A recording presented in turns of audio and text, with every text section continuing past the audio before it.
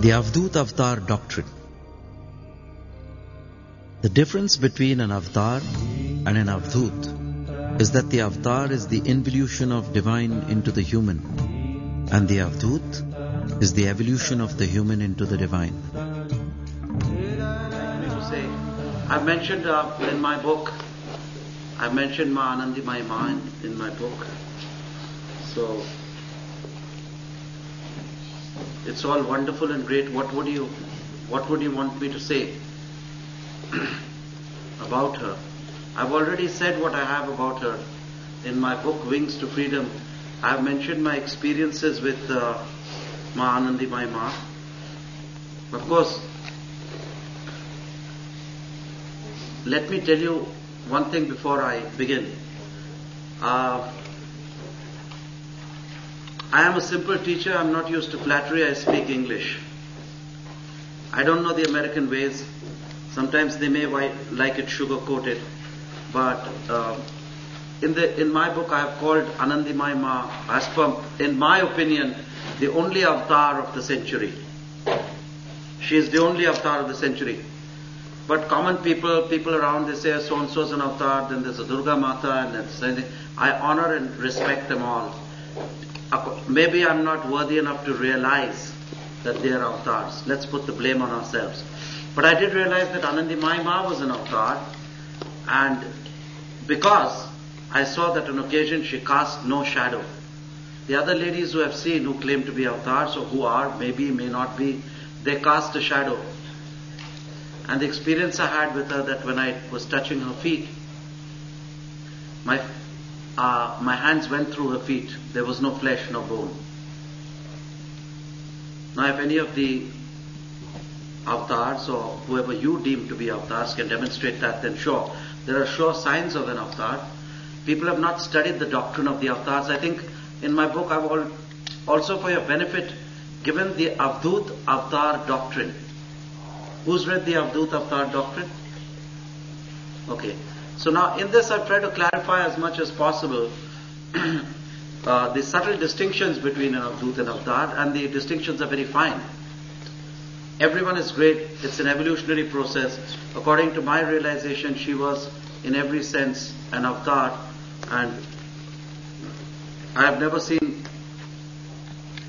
anybody go into Nirvikalp Samadhi with such ease as Anandamayi Ma did. As a matter of fact, that can be told by the bhav that she is in. In my book, I have given 2 photographs of her. Right? Who has seen both the photographs? Now, there is a difference between the 2 photographs and the states of Samadhi. One is a Bhav Samadhi and one is Nirvikalp Samadhi. I did not find it necessary to clarify that, as I left that for the reader to go ahead and make their own realizations, not judgments, but their own intuitions about that. And it is not so easy. And the other person who used to go into Nirvikalp Samadhi, but was very scientifically trained by Sri Yukteswar, his great guru. How many of you have heard of Sri Yukteswar? It appears you haven't. Because when I speak of Sri Yukteswar, I will always speak of Paramahansa Yogananda as his boy. Do you understand English? As his child. Do you understand? But when I speak of Yogananda alone, he is our beloved, a great being, a divine soul, and a great master. Do you understand? So this is how we do it in English. So when the Father is there, then we can take liberties to speak about the Son. And Yogananda was the spiritual son. At ease, at any time, he used to go into Nirvikalp Samadhi. And he demonstrated this in life and death. The only guru who came here, of course, Vivekananda came here, he had a different message. He demonstrated, the only guru who demonstrated this in life and death was Paramahansa Yogananda.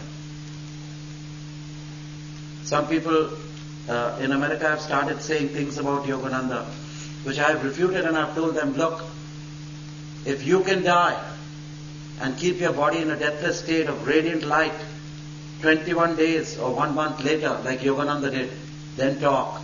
Otherwise, shut up. Have I made myself clear? Aye. So, there are people who talk, because this book came so, he was very closely related with Anandamayi Ma spiritually. There's a photo of them together, you all know about that. His was the most difficult task, because he was one of the people who came upon the Christian world in America. And when he came upon the Christian world in America, he had to introduce the science of Kriya Yoga very sensitively and very carefully, which led to his softening the techniques of Kriya Yoga. I wouldn't say diluting, I would say softening the techniques. So, I hope you appreciate this fact that the techniques coming directly from the Himalayas would be a little different in intensity than the techniques you have got through the Self-Realization Fellowship here, which was the difficult task. Firstly, Yogananda had to soften the techniques because people couldn't sit in lotus posture, they couldn't sit in the Indian style.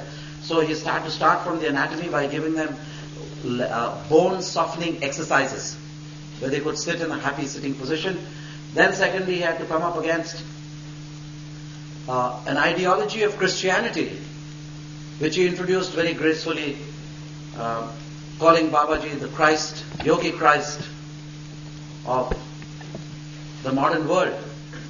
But if you ask me today, I would say, no, Babaji is not the Yogi Christ of the modern world. Babaji is the Christos. And this you will know. I don't want to argue or discuss this. When you meditate, you will know who this lightning standing still is, who is the nameless one.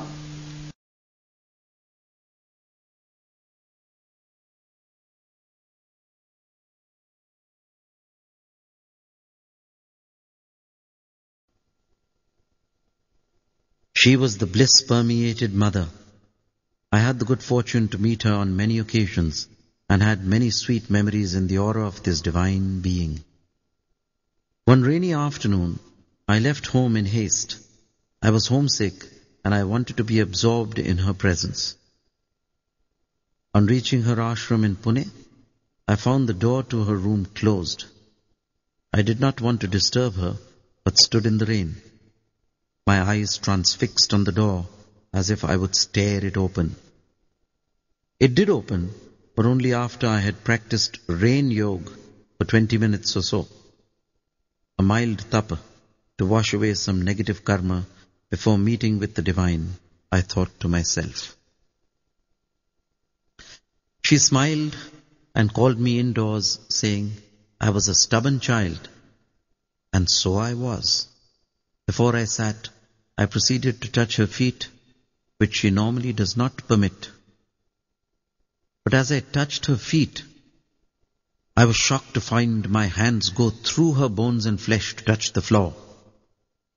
My body was electrified at that. I remembered that an avatar is an illusion of light, in the illusion of the world. It can at will, to increase a person's faith, make one experience his or her body of light. No flesh, no shadow, no karma. How can a nobody have any karma? An avataric being is karmaless when it does work in Maya. It leaves no sanskars. It's like writing on water. When the unliberated student does his daily chores or work, he creates karma. It's like writing on the sand.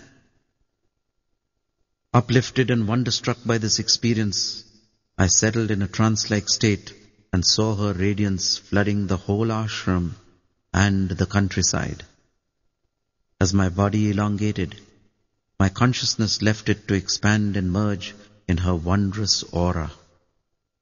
I was blessed, and when I opened my eyes, the surroundings were still radiant with her presence. An hour later she said, "You are your own Guru. Go and spread the word of the Lord in far lands." And she went into Samadhi again. In all my travels and spiritual experiences, in all my meditations and direct experiences, the realization that has dawned on me is that Anandamayi Ma is the only woman avatar of the century. She is often loosely and wrongly equated with popular modern women saints, yoga teachers, or others of similar names.